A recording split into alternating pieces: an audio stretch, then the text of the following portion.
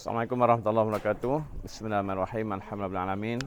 Tuan-tuan yang rahmati Allah sekalian, alhamdulillah kita syukur pada Allah Subhanahu wa taala dapat menyambung lagi perbincangan kita sekitar kajian sirah, mengkaji, meneliti kehidupan Rasulullah SAW, bahkan mengambil ibrah sebagai panduan pendidikan diri kita, anak-anak kita, bahkan generasi kita.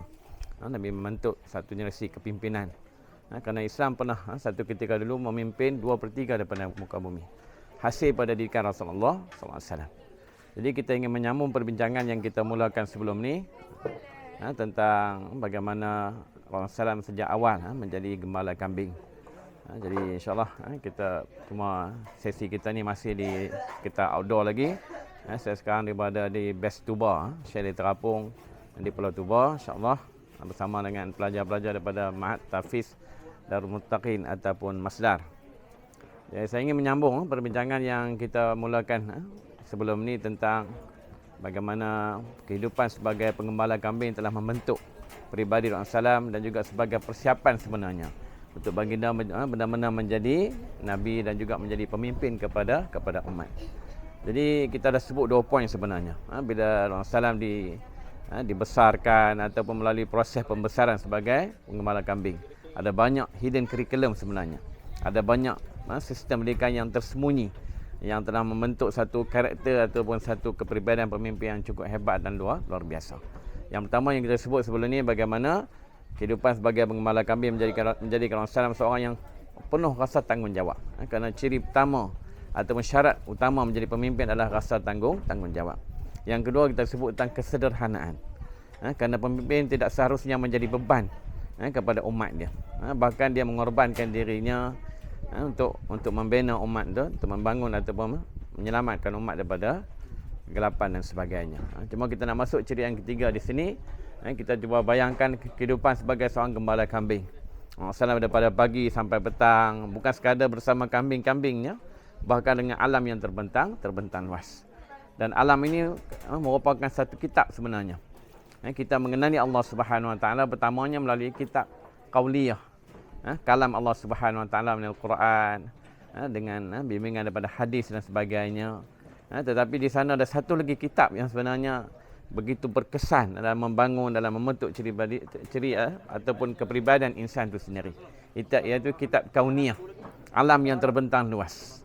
Bagaimana Allah Taala berfirman dalam surah Al-Imran, inna fi khalqis samawati wal ard wa ikhtilafil laili wan nahar la ayatin li ulil albab alladzina yadhkuruna Allaha qiyama wa qu'uda wa 'ala junubihim wa yatafakkaruna fi khalqis samawati wal ard rabbana ma khalaqta hadza batila subhanaka faqina 'adzabannar. Dalam penciptaan langit dan inna fi khalqis samawati wal ard, dalam penciptaan langit dan bumi, pergantian malam dan siang, terdapat tanda-tanda bagi orang yang berakal. Alladzina yadhkuruna Allaha qiyaman, iaitu orang yang sentiasa ingat pada Allah, kadang dia berdiri, wa qu'udan ketika dia duduk, wa 'ala junubihim ketika dia berbaring, dan kadang semua itu wa yatafakkaruna fi khalqis samawati wal ard. Dia berfikir tentang penciptaan langit dan bumi. Lalu dia akan kata, Rabbana ma khalaqta hadza batila, ya Allah, kau tidak jadikan semua ni sia-sia. Subhanaka, maha suci engkau ya Allah, faqina azabannar, maka selamatkanlah kami daripada azab neraka. Jadi daripada ayat ini kita nampak bagaimana alam itu sendiri merupakan satu sumber didikan yang begitu memberi kesan yang luar biasa kepada jiwa manusia. Sepanjang hari kita Rasulullah menjaga kambing-kambingnya, dia mentadaburi alam, melihat kebesaran dan keagungan Allah Subhanahu wa taala, bahkan merasai kedekatan dia dengan pencipta. Kedekatan antara makhluk dengan khalik. Ini akan menumbuhkan satu perasaan yang luar biasa sebenarnya. Ketenangan, kedekatan dengan pencipta. Kenapa? Bila Rasulullah diangkat sebagai Nabi, maka berlaku hubungan secara formal. Sebelum itu sebenarnya Rasulullah telah merasai detik-detik, merasai diawasi, merasai kebesaran dan keagungan Allah Subhanahu wa taala. Kalau kita balik pada ayat tadi, bahkan dia kata ulama, dia kata alam ini umpama kitab yang terbentang luas.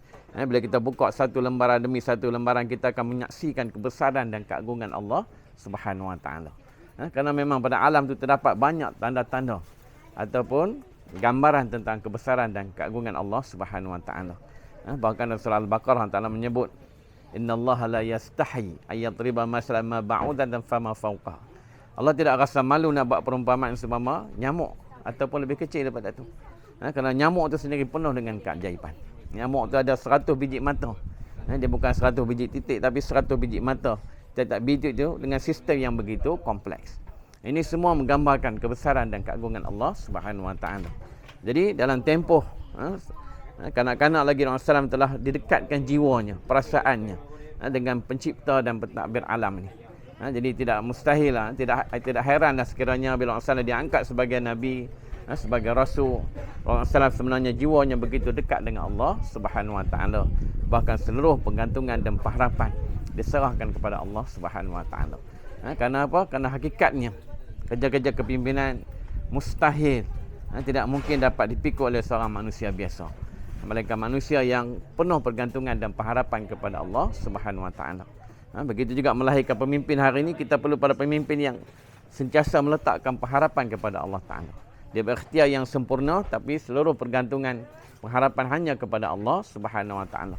Kerana Allah yang menentukan segala kebaikan dan keburukan. Allah yang menentukan segala natijah. Segalanya di bawah kekuasaan Allah Subhanahu Wa Ta'ala. Wallahualam, mungkin itu sedikit sebagai perkongsian bersama saya Azmi bin Bahari daripada Madani Training Center. Wabillahi taufiq wal hidayah. Assalamualaikum warahmatullahi wabarakatuh.